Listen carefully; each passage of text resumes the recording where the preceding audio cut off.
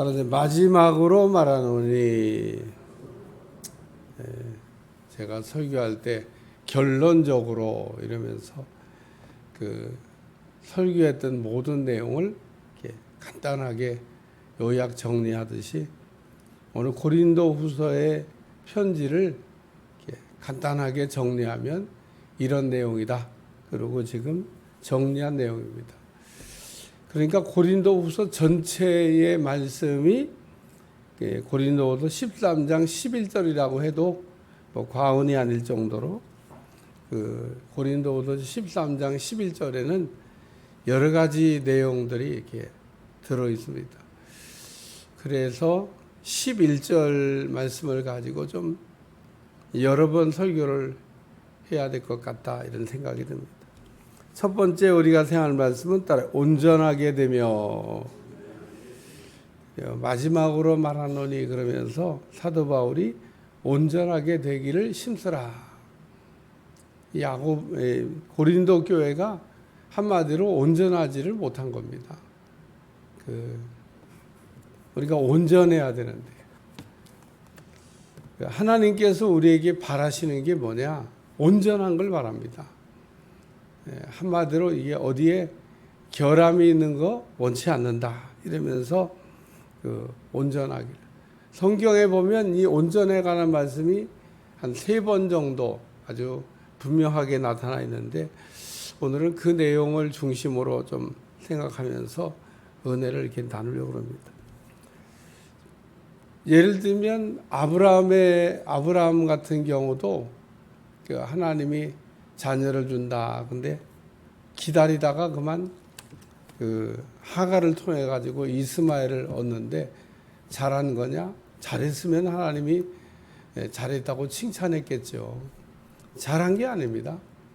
하나님이 섭섭하다고 하는 표현을 13년간 말씀 안 하시는 거로 대신하셨는데 아브라함이 얼마나 힘들었을까?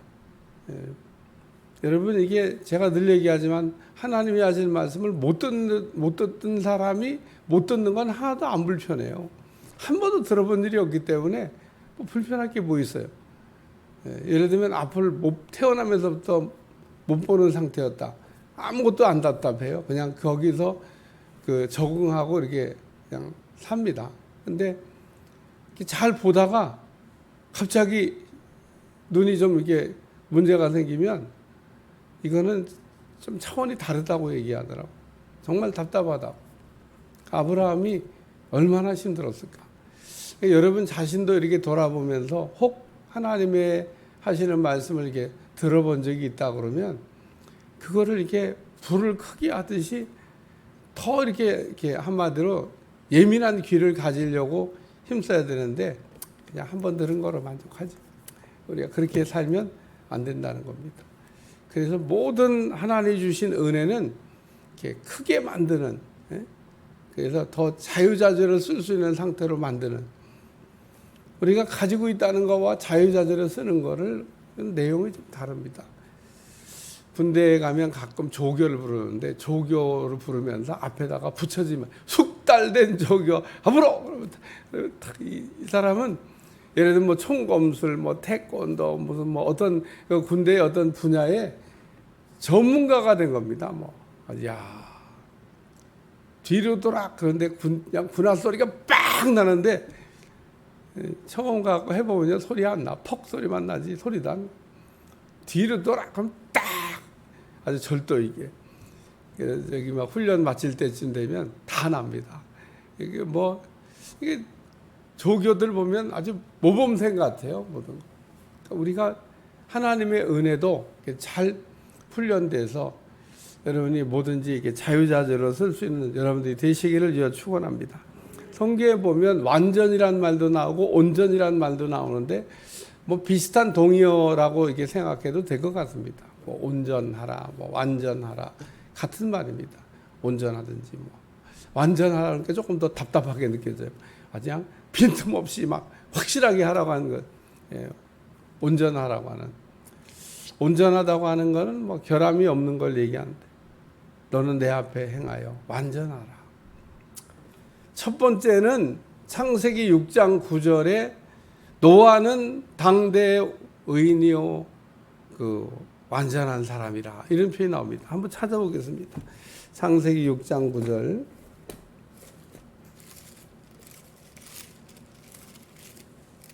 찾기도 쉬워요. 맨 앞에 있는데 창세기 6장 9절 다 같이 읽습니다. 시작. 이것은 노아의 족본이라. 노아는 의인이요 당대 완전한 자라. 그는 하나님과 동행하였으며. 하나님이 노아를 칭찬하시면서 이 노아는 당대의 완전한 사람이라고 칭찬하셨습니다. 이야, 하나님이 이렇게 칭찬하셨으니까 노아가 완전한 거는 확실한 겁니다. 근데 아브라함은 나는 전능한 하나님이라. 너는 내 앞에 행하여 완전하라. 그러면서 완전했으면 하나님께서 완전하라는 얘기를 하셨겠어요? 완전하지 않으니까 완전하라고. 17장 1절 말씀 다 같이 읽어봐요. 창세기 17장 1절 시작. 아브라함이 99세 때 여호와께서 아브라함에게 나타나 그에게 이르시되 나는 전능한 하나님이라. 너는 내 앞에서 행하여 완전하라. 노아는 완전한 자라 이렇게 했는데 여기는 완전하라 이랬으니까 노아는 완전한 사람이 된 거고요. 여기는 안 된 겁니다. 그러니까 노아가 얼마나 대단한 사람이에요.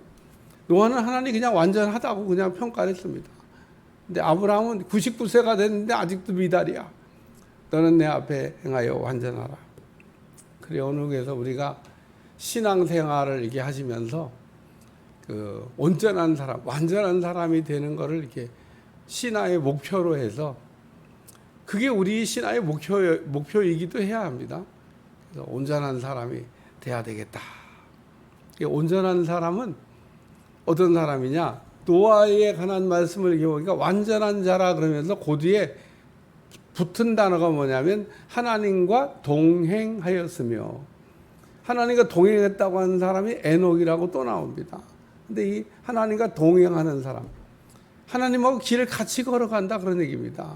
여러분도 혹 인생을 살면서 하나님하고 같이 이렇게 인생을 걸어가면 완전한 사람 된 거죠. 오늘 우리가 하나님 손 붙잡고 가다가 자꾸 손 놓으려고 그러잖아요.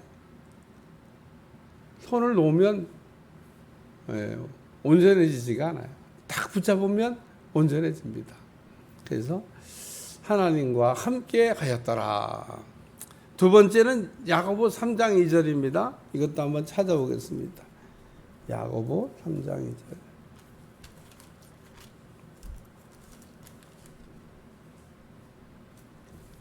3장 2절 시작. 우리가 다 실수가 많으니 3장 2절 시작. 우리가 다 실수가 많으니 만일 말에 실수가 없는 자라면 곧 온전한 사람이라. 능히 온몸도 굴레를 씌우리라. 여기 보니까 온전한 사람 혹은 완전한 사람은 말에 실수가 없는 사람이다라고 정리하고 있습니다. 그러니까 이 고린도 교회가 뭐가 문제죠? 말이 실수가 많은 게 문제입니다. 미성숙하니까 말을 그냥 함부로 해요. 그러니까 오늘 우리가 나이가 들었다, 나이가 안 들었다 이게 아니고 우리가 말을 잘하면 온전한 사람이 되는 거고요.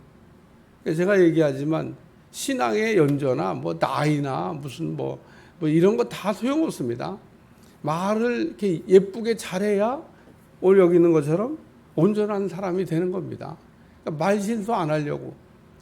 말로다가 우리가 실수를 얼마나 많이 해요. 에이, 괜히 했다. 그리고 우리가 생각할 때 있잖아요. 말을 해놓고 곧바로 후회합니다. 에이, 내가 괜히 말을 했어. 그렇죠. 그거 안 해야 될 말이었던 겁니다. 우리가 말을 할 수 있다고 다 말을 하는 게 아니에요. 가만히 있다고 예를 들면 자기 표현을 안 하는 게 아닙니다. 가만히 있는 사람들도 자기 표현을 다 하고 있는 겁니다.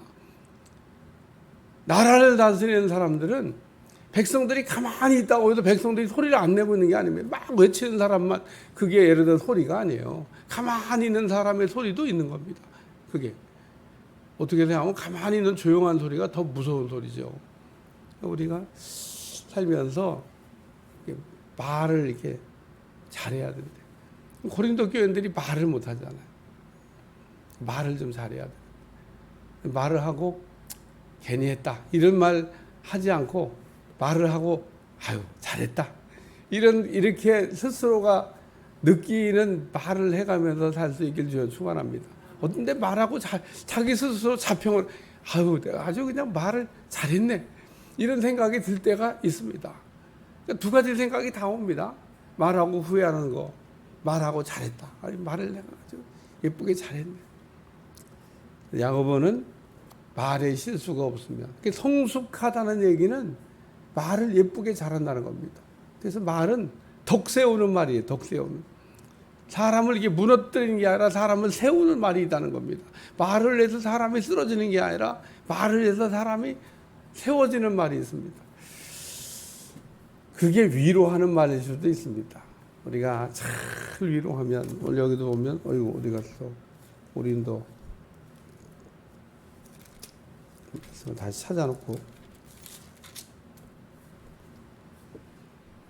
내일 이제 좀 생각해 보려 위로를 받으며 마음을 같이하며 평안할지어다 무난하라 뭐 해서 여러 가지 내용을 바울이 얘기했.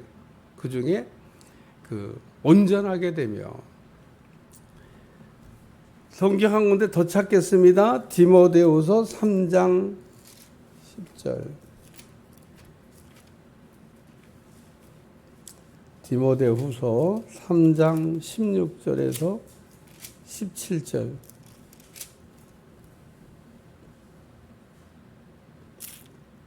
다 같이 시작. 모든 성경은 하나님의 감동으로 된 것으로 교훈과 책망과 바르게 함과 의로 교육에 유익하니 이는 하나님의 사람으로 온전하게 하며 모든 선한 일을 행할 능력을 갖추게 하려 함이라. 하나님의 사람으로 온전하게 하며 모든 선한 일을 행할 능력을 갖추게 함이라. 하나님의 말씀이 우리를 이렇게 온전하게 만든다는 겁니다. 왜 우리가 하나님의 말씀을 열심히 읽어야 되냐? 말씀을 읽는 가운데 우리가 깨닫는다고 그럽니다. 은혜 받는다고. 야, 그래 맞아 그렇지. 그러면 이제 은혜 받는 거예요.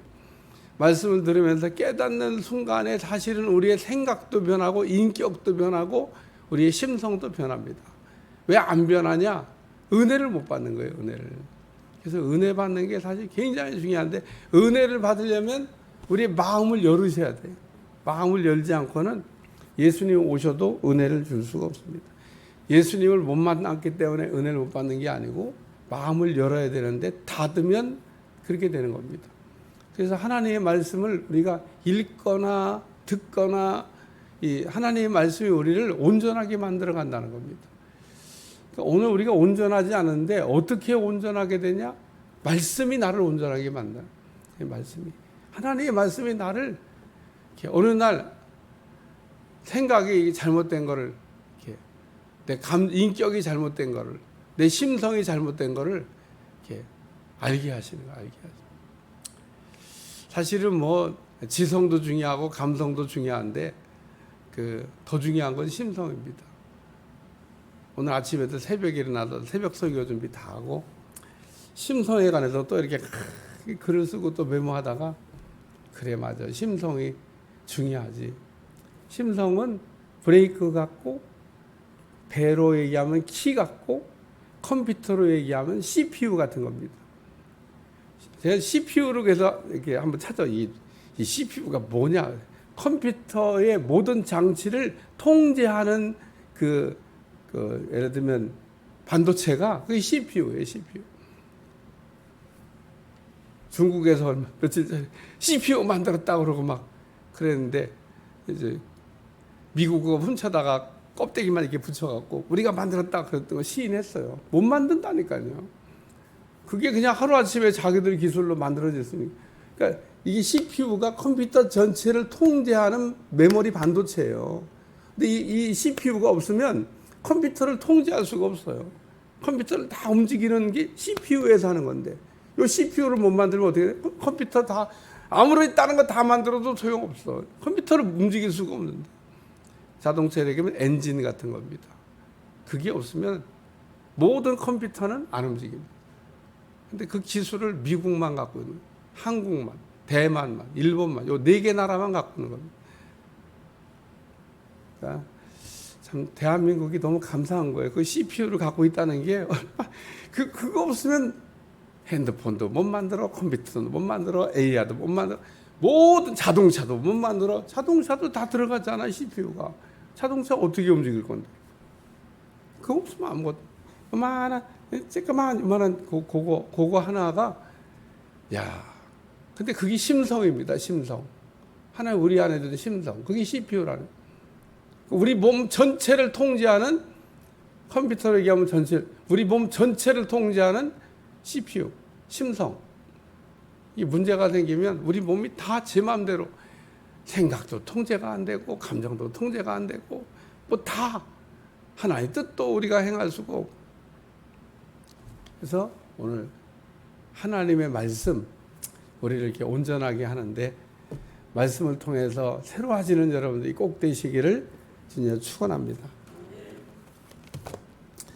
하나님 오늘도 온전하라고 하는 말씀을 듣는데 우리가 노아처럼 또 말에 실수가 없는 사람처럼 말씀으로 우리가 온전해질 수 있도록 축복해 주옵소서.